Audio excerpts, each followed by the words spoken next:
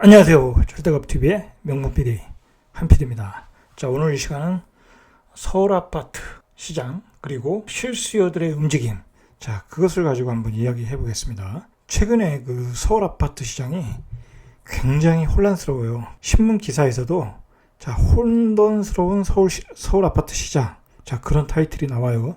자, 그것이 왜 그렇게 나오냐면 어느 지역에서는 신고가가 나오고 어느 지역에서는 가격이 떨어지고 있고, 자, 어느 지역에서는 매물이 마르고 있고, 어느 지역에서는 부동산에 나온 매물을 보면 매물은 또 충분해 보이고, 자, 그렇게 혼란스럽다는 거예요. 혼란스럽다. 저는 이제 이 부동산 유튜브를 하는 기조가, 자, 여러분들이 그 시장에 대해서 저는 뭐 폭락을 한다, 폭등을 한다, 자, 그런 얘기를 하는 게 아니에요. 저는 시장이 어떻게 움직이고 있는가, 자, 그리고 시장의 핵심적인 그 요소가 뭔가, 코어가 무엇인가 여러분들에게 이렇게 제시를 해주는 거죠. 기준점을. 자, 그러면 여러분들이 판단을 하시면 되는 거예요. 자, 그리고 각자 살고 있는 지역 아니면 각자 사고 싶은 지역에 가서 그 시장 동향을 파악하시면 되는 거예요. 특히 실수요자인 경우에는 꼭 그것을, 이런 기준을 가지고 자기가 사고 싶은 지역에 가서 판단을 해보시라는 거예요. 그리고 검색을 해보시라는 거예요. 자, 그런 점에서 제가 이제 오늘 제가 이제 서울 아파트의 그 혼란스러운 상황을 한번 꼼꼼하게 제가 공부를 했어요. 공부를 해가지고 여러분들에게 알려드릴 테니까 여러분들이 이 내용을 가지고 한번 시장의 현장에 가서 한번 파악해 보시고, 아니면 인터넷에서 돌아다니는 정보를 가지고 한번 파악해 보시라는 거예요. 지금 실수요자 입장에서는 지금 시기가 아주 굉장히 중요한 시기예요. 그러니까 내가 실수요자라면 지금 아파트 시장에 이렇게 집중을 하고 자료들을 모아가고 매수할 계획을 갖든지 청약할 계획을 갖든지 각자에 맞게 준비를 하고 계셔야 된다는 거예요. 한순간이라도 긴장을 놓치시면 안 된다는 거예요. 지금 상황이 그렇게 녹록지 않다라는 거예요.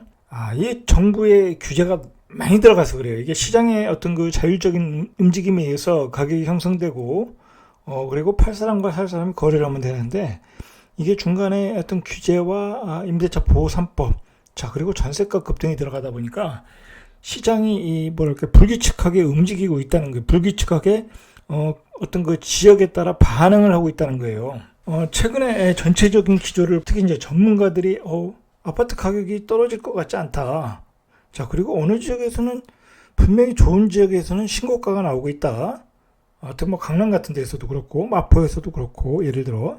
자, 그리고 요즘 최근에 노원구가 인기가 있잖아요. 자, 노원구에서도 팔사가 10억이 넘고 신고가가 나오고 있다. 자, 제가 보기엔 그런 것 같아요. 예를 들어서 노원구의 좋은 역세권, 뭐 학군이 좋은 지역, 자, 그런 지역은 매물이 안 나올 수밖에 없어요. 매물이 적을 수밖에 없어요. 그리고 그런 지역은 수요가 많아요. 수요가 뭐 당연히 그 학군이 좋다 보면 반드시 비싸게라도 사야 되는 사야 되는 매수자들이 있다라는 거예요. 자기 자식의 교육을 위해서는. 자, 그리고 예를 들어서 어떤 역세권에 매물이 또 안 나올 수 있잖아요.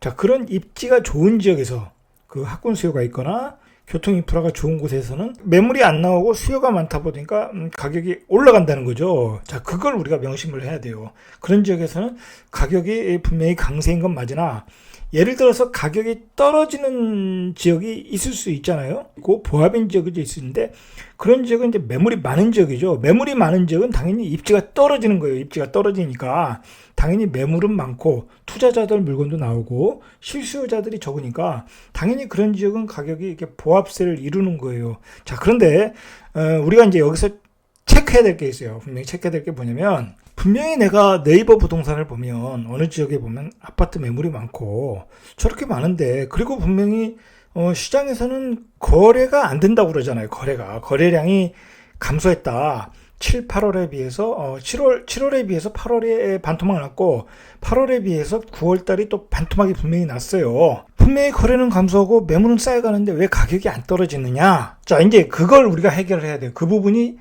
시장을 판단하는데 가장 어려운 요소예요. 그거 전문가들도 헷갈려 하는 것 같아요. 자, 근데 제가 그 연구하고 모니터해본 바에 의하면은, 자, 아파트 가격이라는 것은 그 리딩하는 단지가 있는 거예요. 자, 대한민국의 아파트 가격을 리딩하는 것은 리드하는 거라고 봐야 되겠죠. 주도하는 것은 강남이에요. 강남의 아파트가 예를 들어서 평당 1억, 예를 들어 32평 기준으로 뭐 32억이다. 자, 그러면 그게 기준점이 돼가지고 그 다음에 2군 지역, 예를 들어서 마용성의 가격이 정해지는 거고, 자, 그 마용성의 가격이 정해지면 그 다음에 3군 지역, 뭐 그렇게 가격이 정해지는 거예요. 그게 이제 그런 가격 기준이 지방광역시까지 영향을 끼치는 거예요. 자, 그런 과정이 바로 최근에 상승 사이클에서 일어났던 가격 형성의 과정이었어요. 분명히. 자, 그건 분명히 맞는 말이에요. 자, 그러면 최근의 경향이 왜 이런 현상이 나타나느냐. 어느 지역에서는 신고가, 어느 지역에서는 가격 낮아지고 있고, 자, 그리고 매물이 쌓이고 있고, 특히 이제 수도권 같은 경우에 예를 들어서 좀 입지가 떨어지는 지역 가면 분명히 매물이 쌓이고 있거든요. 뭐 가격이 하향 안정이 되고 있다고 봐야 되는 거죠.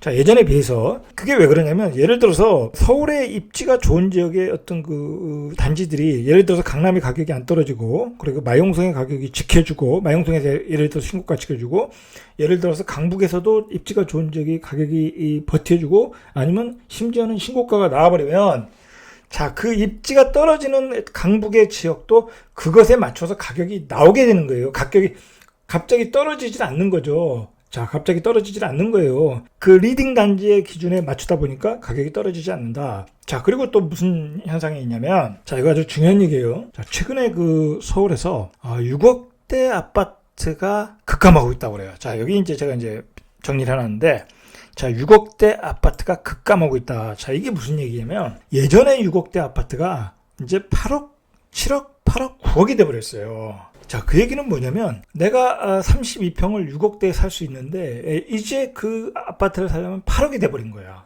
자, 그러니까 6억대 아파트가 없어져 버렸어요. 자, 또 예를 들어서 노원구 같은 데가 요즘 인기가 있잖아요. 자, 그런데 그 역세권에 한 20평도 안 되는 것 같아요. 제가 보기엔 4구 사이즈니까. 자, 그런 게 거의 5억에서 6억 사이예요. 5억에서 6억 사이.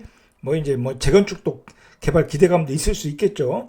자, 그런 아파트조차도 5억에서 6억대가 돼버린 거예요. 이제 32평을 6억에 서울에서 사겠다. 자, 이제 그게 어려워지는 거예요. 자, 그게 어려워지니까 당연히 어떻게 되겠어요?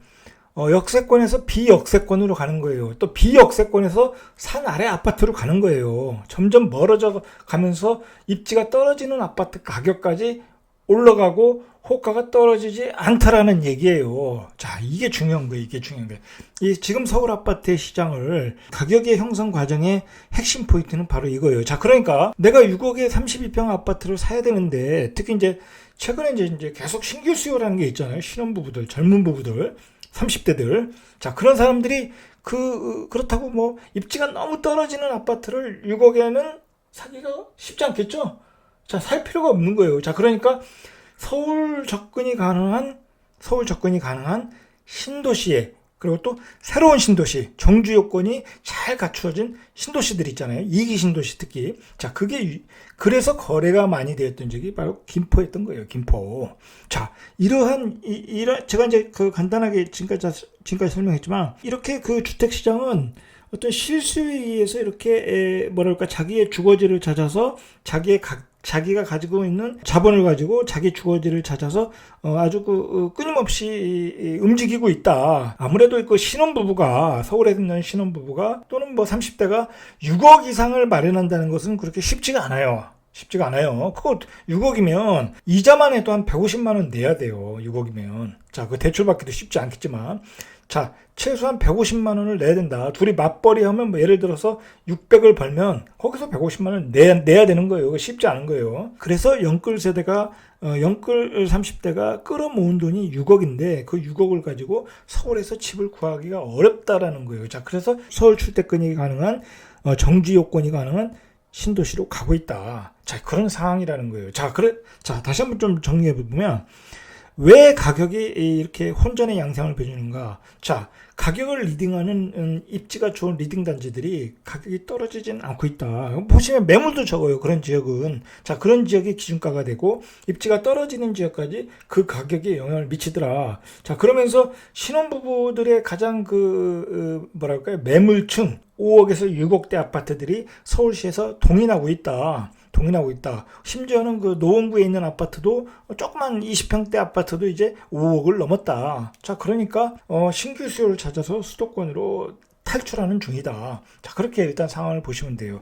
자, 그런데 중요한 것은 뭐냐면, 자, 이러한 근본적인 원인의 근거는 전세가 폭등이에요. 전세가 폭등. 자, 만약에 전세 가격이 폭등하지 않는다면 굳이 30대가 외곽으로 나갈 필요가 없겠죠. 5억이면 서울의 평균 전세 가격인데 그 전세 가격을 그것을 서울시에서 전세를 얻을 수 없으니까 외곽으로 나가는 거예요. 외곽으로 나가는데 거기 전세가 4억이야. 아이 4억이면 차라리 매매해서 6억으로 가자. 자, 그렇게 되는 거예요. 지금 모양이. 자, 지금 그런 흐름으로 흐르고 있다는 거예요. 자, 그것의 원인은 전세가 폭등이다. 자, 전세가 폭등을 일으킨 원인은 바로 임대차 보호 3법이었다는 거예요. 임대차 보호 3법에서 시작된 그 카오스의 시간이에요. 지금은 그런 카오스의 시간이라는 거예요. 저는 개인적으로 그렇게 생각해요. 뒤에서 얘기하겠지만 정부가 부동산 정책에 몇 가지 실수를 한 것 중에 하나가 임대주택에서 실수한 부분이 있다면 두 가지예요. 투자자들이 빠져나갈 구멍을 만들어 놓은 임대사업자법을 만들어 놓은 것과, 자, 그리고 두 번째로 보면 임대차 보호 3법이에요. 자, 임대차 보호 3법을 했다는 것에 대해서 실패가 아니라 임대차 보호 3법을 한 시기 자체가 잘못됐다. 이 시기에 하면 안 되는 거였어요. 왜냐면 내년, 내후년 계속해서 올해 말부터 22년까지 서울 수도권의 전세 물량이 급감하는 시기에 그러니까 임대차 보호 3법은 전세가 폭 기름을 부어버린 거예요. 저는 그거 잘 이해를 못하겠어요. 그 정책을 위반한 사람을 굳이 왜 이 시기에 했느냐. 이 시기에서 스스로 어려운 고난의 길을 가고 있는 거예요. 지금 정부도. 자, 그걸 타이밍이 안 맞았다는 거야. 타이밍이 틀렸다는 거예요. 임대차 보호 3법을 만들었고 그것으로 인해서 전세가 폭등을 했고, 자, 당연히 인기 리딩 단지는 강세를 줄 수밖에 없어요. 내가 그 지역에 가서 전세로 살면 되는 거거든요. 아이들이 클 때까지. 예를 들어서 목동, 상계동 가끔 좋은 적 있잖아요. 자, 가서 전세로 살면 되는데 전세가 없는 거야. 전세가. 자, 그러니까 월세로 가려고 하니까 월세도 없어. 자, 그러니까 당연히 비싸게 매매로 주고 살 수밖에 없죠. 내 자식의 교육을 포기할 수는 없잖아요. 그죠? 자, 그런데 정부가 걱정이 됐겠죠. 자, 그러니까 공급량 확대 정책을 크게 내놨잖아요. 사전 청약까지 하겠다고 하고. 자, 그러니까 당연히 전세 수요자들은 전세를 사겠다고 더 많은 전세 수요가 몰리고 매매 거래량은 감소하게 되는 거예요. 자, 이게 지금 시장을 제가 아주 명확하게 정리해드린 거예요. 이게 맞는 거예요, 지금. 자, 이게 맞으니까 다음 예상하는 것은 더욱 쉬워지는 거예요. 더욱 쉬워지는 거예요. 자, 그럼 앞으로 전세 물량은 더욱 모자랄 가능성이 높아요. 그럼 전세 가격은 폭등할 거야. 자, 그러면 그 다음에 그 전세를 사는 사람들의 수요는 이제 수도권 쪽으로 쫙 분산이 되거나 아니면 매매로 돌아서거나, 자, 그럴 수밖에 없다는 거예요, 지금 문제는. 자, 그런데다가 최근에 왜 거래량이 감소했냐. 이 추격 매수하기에는 부담이 돼버린 거야. 자, 예를 들어서 5억짜리가 7억이 되고 6억짜리가 8억까지 올랐어요. 자, 8억까지는 추격 매수를 했어요. 7월, 8월 달에는 8억까지 추격 매수를 했는데, 자, 6억짜리가 8억에서 9억, 10억에 나오는 거야. 9억, 10억에. 자, 그러니까 추격 매수를 못하죠. 당연히. 저는 그 추격 매수 하지 말라고 그랬어요. 그건 부담스럽다. 예? 그 가격은 언제든지 나중에도 살 수 있다. 자, 문제는 뭐냐면 그 추격 매수를 하려는 그 연끌 세대에게 분명히 정부는 또 사인을 줬잖아요. 공급량을 확대하겠다. 사전 청약을 하겠다. 자, 신혼특공 주겠다. 자, 그러니까 당연히 거래량이 급감하는 거죠. 그래도 6억대 아파트는 서울 도심에서 6억대 아파트를 사려는 수요는 많아요. 당연히 많을 수밖에 없죠. 그거는 뭐랄까요, 가격을 불문하고 내가 서울 수도권에 살아야 되는 사람이 젊은 세대라면 있어요. 특히 30대라면은 가장 그 도심에 많은 직장에 다니는 그 세대잖아요. 자, 그리고 그래서 신혼부부들은 도심을 벗어나길 원하지 않아요. 여러 가지 이유로. 자, 그게 뭐냐면 자기 그 시댁과도 가까워야 되고 자기 친정과도 가까워야 되고, 그리고 30대들은 문화생활을 즐기길 원해요. 서울 도심 안에서 홍대도 가야 되고 이태원도 가야 되고, 자, 그 문화생활을 누리길 원하죠. 우리 50대하고 60대하고는 틀린 거예요. 자, 그러니까 서울 도심에 머물러야 되는데 그 6억대 아파트가 없다는 거예요. 지금 떨어지고 있다는 거예요. 그 6억대 아파트들이 다 소진이 돼버린 거예요. 이제 그나마 있는 게 이제 입지가 떨어지는 지역들, 산 아래 아파트들. 자, 그런 지역들은 매물이 있는데 그런 지역을 선택하기에는 수도권에 있는 그 아파트들, 입지가 좋은 아파트들, 그리고 정주 요건이 완벽한 아파트들하고 비해서는 경쟁력이 떨어지죠. 자, 그래서 이렇게 실수요자들이 수도권으로 이동했다. 자, 그래서 제가 볼 때는 앞으로의 시장의 핵심은 바로 30대와 그리고 가격으로 보면 6억이라는 거예요. 추석 이후에. 자, 이 30대들, 6억을 가진 30대들이 앞으로 어떻게 움직이느냐. 자, 그것에 따라 추석 이후의 시장은 아주 변동성이 큰 시장으로 갈 것이고, 어떤 수도권의 어떤 그동안 거래가 안 되었던 점들이 바로 이제 그 전세를 못 구했던 분들이 있잖아요. 전세를 못 구하신 분들. 자, 그리고 이제 또 결정을 해야 될 부분들이 이제 분물 터지듯이 터질 수가 있어요. 이제 수도권에 가서 전세를 얻든지 아니면 뭐 매매로 가든지. 자, 그리고 뭐 서울 도심에서 뭐 추경 매수라든지. 자, 그런 움직임들이 있을 것 같다라는 얘기예요. 아무리 그 공급량을 확대해도 뭐 어쨌든 지금 살 집은 구해야 되잖아요. 그죠? 전세라도 구해야 될 거 아니에요. 당연히 전세 가격이 폭등을 하면 뭐 갭 투자하려는 세력들도, 투기 세력도 나올 수 있잖아요. 그럼 그 투기 세력들이 또 집값을 올릴 수 있잖아요. 자, 이게 어떤 시장의 움직임의 어떤 근본적인 원리라고 보시면 될 것 같아요. 제가 보기엔. 자, 3년간 그 6억짜리 아파트 비중이 67%에서 29.4%. 자, 거의 반토막이 났어요. 이 얘기는 뭐냐면 가격이 급등했다는 거예요. 6억대 아파트의 비중이 6억짜리가 8억이 돼버리니까 이렇게 줄어들었다는 거예요. 자, 그리고 이제 6억대 아파트를 이렇게 찾는 것은 뭐냐면 이 규제에서 자유롭잖아요. 그죠? 대출이 많이 가능하고. 자, 그리고 중저가 아파트들이 강세이다. 이번 6, 7, 8월 달의 그 상승은 중저가 아파트들의 어떤 그 강세였다. 자, 오직하면 중계동 5구가 6억 이상 호가를 하고 있어요. 그 중저가 아파트의 강세가 이 통계로 보아도 알 수 있어요. 2년 동안에 저가 아파트가 35% 올랐고, 예를 들어서 고가 아파트는 15%밖에 안 올랐어요. 그러니까 이 중저가 아파트가 더 많이 올랐다.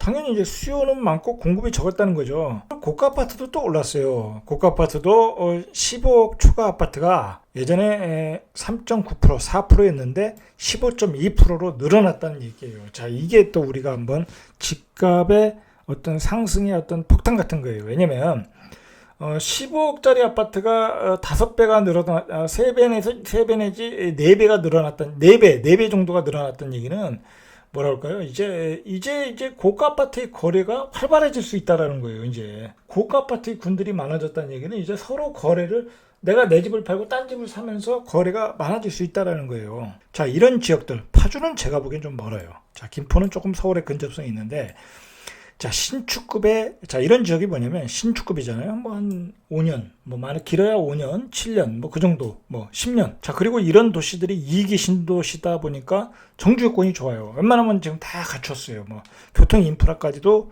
어느 정도 갖췄고, 뭐 상권은 말할 것도 없이 있고, 말할 필요도 없고, 교육 여건도 좋고, 다 갖췄다는 거예요. 자, 그러니까 실수요자들이 가서 쉽게 결정을 할 수 있는 거예요.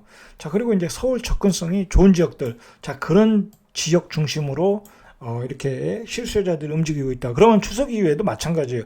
전세를 한 5억에서 6억까지신 분들이 출퇴근이 가능한 지역, 강남으로 예를 들어서 뭐 용산, 여의도, 뭐 그런 그 서울의 핵심 도심으로 그 출퇴근이 가능한 지역에 있는 외곽 수도권으로 움직일 가능성이 많다. 일단 그렇게 보셔야 돼요.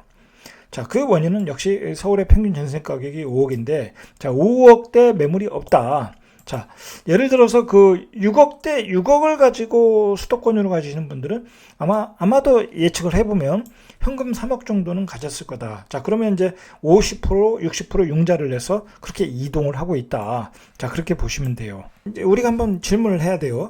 자, 그러면 한번 우리가 한 10억에서 12억대, 서울 역세권에서는 한 12억대 정도 하는 것 같아요. 자, 역세권. 자, 12억대 아파트들 부동산에 보면 매물이 많아요.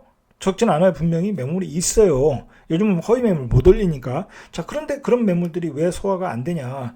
자, 이거는 이제 가격이 급등해서 그래요. 급등해서. 자, 급등해서 그렇고, 그렇다고 12억인데 전세가가 10억, 9억 그렇게 하진 않지 않습니까? 6억에서 7억, 8억 뭐 그 정도 하지 않겠습니까? 자, 그러니까 뭐 갭 투자가 들어갈 수도 없고, 그리고 너무 많이 올라서 추격 매수하기도 부담스럽다는 거예요. 자, 그러니까 이런 매물들이 지금 거래가 안 되는 거예요. 거래가 되질 않는 거예요. 자, 그러나 이제 아까도 말했듯이 그 학군이 좋은 지역, 아주 특별하게 학군이 좋은 지역, 그런 지역들은 추격 매수 하잖아요. 자, 하다 보니까 신고가가 나온다. 자, 그 신고가가 나오니까 이런 단지들의 가격에 어떤 영향을 끼치는 거예요. 영향을 끼치는 거다. 자, 그래서 그냥 그 특징이 없는 지역, 그냥 교통만 좋고 서울의 도심 지역, 예를 들어서 12억대 아파트, 10억에서 12억대 이런 아파트들은 거래가 안 되는 거예요. 거래가 안 된다. 거래량이 감소하고 있는 거예요. 자, 그렇지만 이런 가격대도 이제 그 리딩하는 단지들이 더 가격이 폭등한다든지, 아니면 뭐 예를 들어서 수도권의 아파트들이 더 가격이 폭등한다든지, 자, 그러면 이런 지역의 가격도 영향을 받을 수가 있겠죠. 자, 이렇게 서울 수도권의 아파트 시장은 이렇게 유기적으로 봐야 돼요. 뭔가 위에서 끌고 갈 수도 있고 밑에서 치고 올라올 수도 있고, 그러한 가격의 움직임에 의해서 움직일 수가 있다라는 거예요. 실수요자에 의한 수요에 의해서 어떤 가격이 움직일 수 있다. 자, 그런 그 잠재적인 요소들을 다 안고 있다는 거예요. 자, 그러면 왜 실수요자들이 이렇게 움직이고 있는가? 자, 우리가 한번 그 원인을 살펴보면, 자, 지금은 무조건 전세가격 폭등이에요. 임대차 보호 3법으로 전세가격 폭등.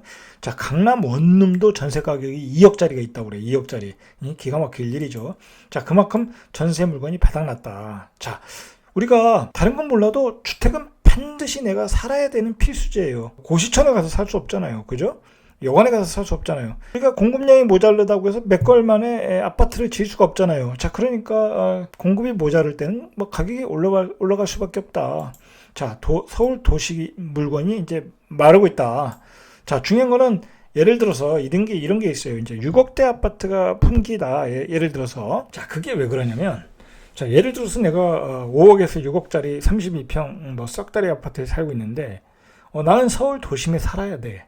자, 근데 내가 그걸 팔고 갈 데가 없는 거야. 그걸 팔고 갈 때는 뭐 빌라를 간다든지 아니면 저 수도권 외곽으로 가야 돼. 외곽으로 가도 똑같이 6억이니까 의미가 없는 거예요. 자, 그러니까 내가 서울 도심의 6억대 아파트에 살면 매물이 나올 수가 없겠죠? 나올 수가 없는 거예요. 팔고 갈 데가 없으니까. 자, 그럼 예를 들어서 나홀로 아파트가 있어. 나홀로 아파트는 뭐 싸잖아요, 좀. 그러면 4억대야. 그런데 그 사람들도 그 4억짜리를 팔고 갈 데가 없는 거예요. 자, 이게 가격이 밑으로 갈수록, 예를 들어 밑으로 갈수록 그 팔고 나갈 수가 없다. 자, 그런 아파트에 사시는 분들이 매물을 내놓겠습니까? 안 내놓는다는 거야, 안 내놓는다. 이사갈 수가 없는 거예요. 오히려 강남에서 15억, 20억, 뭐 마포에서 한 15억, 20억. 자, 그렇게 사시는 분들은 자신의 자산을 리밸런싱을 할 수 있어요. 내가 난 굳이 이 큰 평수가 필요 없어. 자, 나 작은 평수로 갈래. 그렇게 움직일 수도 있고, 나는 팔고, 여유 자금을 주식을 사놓고, 나는 지방에 아주 쾌적한 곳에 가서 살겠다. 자, 그렇게 하면 또 이동할 여지는 있는데, 내 자녀들이 다 학교를 서울에서 다니고, 나는 32평 6억짜리 아파트밖에 없는데, 자, 그걸 팔고 다른 데로 갈 수가 없다는 거예요. 자, 물론 이제 거기다 돈을 더 얹혀서 좋은 곳으로 갈 수 있는데, 자, 그런 수요는 그렇게 해서 매물이 나오는 경우는 별로 없다라는 거예요. 별로. 저는 이제 그 시장을 객관적으로 보는 사람이에요. 중요한 건 난 폭등을 한다, 폭락을 한다 그런 얘기는 절대 아니에요. 자, 그리고 저는 기본적으로 지금의 가격은 버블이 껴있다고 봐요. 초저금리로 인해서 버블이 끼고 있는 시대이다. 그리고 분명히 우리의 어떤 소득에 비해서는 주택 가격이 너무 높다. 자, 분명히 안정이 돼야 된다. 자, 그렇게 생각을 하는 사람이에요. 자, 그런데 우리가 정말 걱정해야 될 것은 화력이 서울 수도권으로 지금 집중되고 있다라는 거예요, 지금. 자, 예전에는 투자 자금들이 서울이 너무 비싸다 보니까 지방으로 많이 갔죠. 대대광, 수용성. 자, 그렇게 갔었죠. 자, 그런데 요즘은 어떻습니까? 법인 세력들 다 규제하고 종부세 때리고 그러니까 다 팔고 있잖아요. 다 팔고. 자, 그 돈이 어디로 오겠어요? 그런 투자 자금이 서울 수도권으로 다시 올라오고 있는 거예요. 똘똘한 한 차로 올라오는 거고, 아니면 개수를 줄여서 올라오고 있다라는 거예요. 자, 이 부분이 가장 걱정되는 점이다. 우리가 이런 부분이 또 어느 시기에 또 폭발할 수 있어요. 자, 그리고 또 제가 뒤에서 한번 이야기하겠지만, 주식시장이 지금 꺾였어요, 장이. 제가 보기엔 주식시장이 장이 꺾였다. 자, 그러면 주식시장에서 많은 이익을 본 돈들이 2배, 3배 먹고 나온 돈들이 또 부동산 시장으로 몰려올 수 있다는 거예요. 뭐 대한민국 부동산 시장은 매력이 있잖아요. 투자 상품으로서. 자, 그렇게 해서 또 몰려올 수도 있다라는 거야. 자, 이제 그게 이제 걱정이라는 거죠. 자, 그리고 이제 또 결정적인 거는 만약에 내년에 자, 전세 수요자들이 물건을 찾는데 물건이 없다. 자, 그러면 결국 매수로 돌아설 수밖에 없어요. 매수세가 더 강해질 수밖에 없다라는 거예요. 자, 앞에서도 얘기했지만 임대차 보호 3법은 패착이 될 수 있다. 자, 제가 보기엔 이 법을 시행하는 것은 문제가 없었어요. 제가 보기엔 언젠가 시행해도 좋다. 2년에서 4년 늘려나는 거니까 문제는 없었어요. 자, 그런데 이거를 시행을 만약에 2, 3년 늦췄으면 어땠을까? 저는 그 부분이 제일 아쉬워요. 타이밍에는 실패했다라는 거예요. 타이밍에는. 차라리 대선 끝나고 하는 게 좋았다. 제가 보기에는. 자, 이제 정리를 해보겠습니다. 제가 이제 그 서울 수도권 시장의 어떤 혼란스러운 부분을 핵심을 잘 정리를 해드렸어요. 자, 이걸 가지고 여러분들이 시장을 정리하시면 돼요. 뭐 어려운 게 아니에요. 그렇게 어려운 게 아니에요, 절대.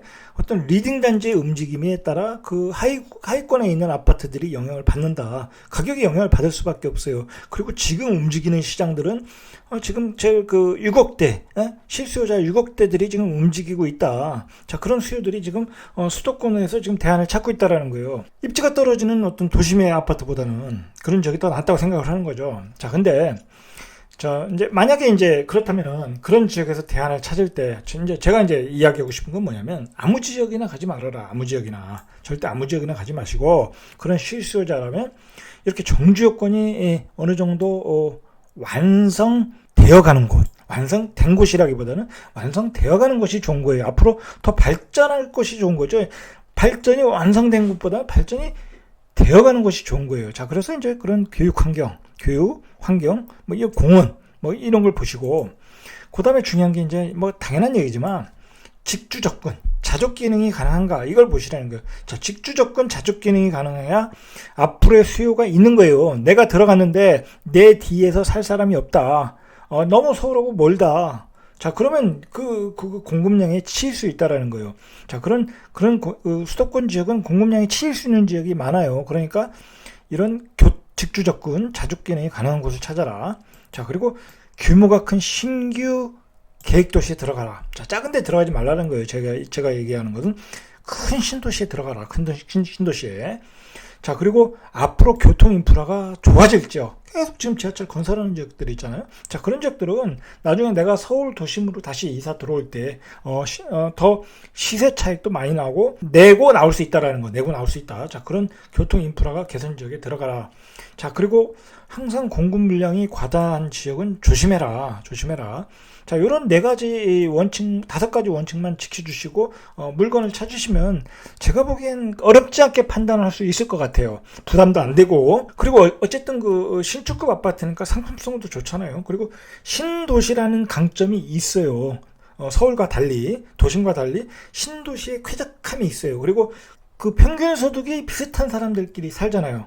그것 자체도 어떤 메리트가 있는 거예요. 자, 그리고 만약에 내가 서울에 꼭 살아야 된다. 나는 그 서울 도심에 살아야 된다. 뭐 방법이 없어요. 이제 32평 살 거 25평에 사시고, 25평에 살 거 20평으로 사시고, 평수를 줄이시면 되는 거예요. 제가 이제 마지막으로 말씀드리고 싶은 것은, 저는 이제 제가 주식을 하다 보니까, 자, 주식 시장이 지금 점점 매력이 없어지고 있어요. 1450에서 2430을 찍었기 때문에, 이제 뭐, 거기서 더 간다라고 보기에는 더 간다라고 투자하기에는 위험성이 있단 말이에요. 그러면 그 스마트 머니들이 다 나온다는 거예요. 나온다. 부동산에서 주식시장으로 들어갔던 돈이 나온다. 그럼 그 주식시장에서 다시 부동산 시장으로 돌아올 수 있다라는 거예요. 다시 돌아올 수 있다. 자, 그러면 부동산 시장이 또 급등을 할 수 있는 여지는 있어요. 제가 보기에 어떤 유동성에 의해서 그런 여지가 있다. 자, 그런 점도 우리가 한번 꼭 기억을 해 놓으셔야 될 것 같고, 자, 제가 어쨌든 결론적으로 여러분들이 현명한 선택을 하셔야 돼요. 현명한 선택을. 자, 내가 청약으로 삼기 신도시 청약으로 나는 가겠다. 그러면 계속 가셔도 돼요.